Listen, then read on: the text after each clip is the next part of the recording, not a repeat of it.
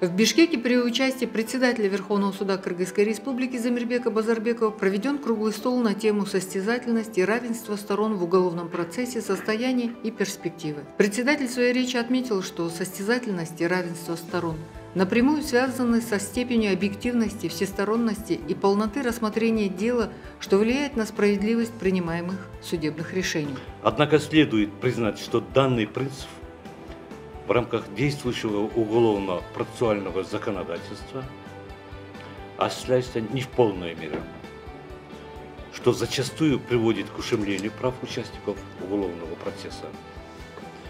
В этой связи крайне важно иметь реальный живой контакт с правоприменителями, чтобы понять, насколько эффективно действующее законодательство может справляться с возникающими рисками правоохранительной и судебной деятельностью.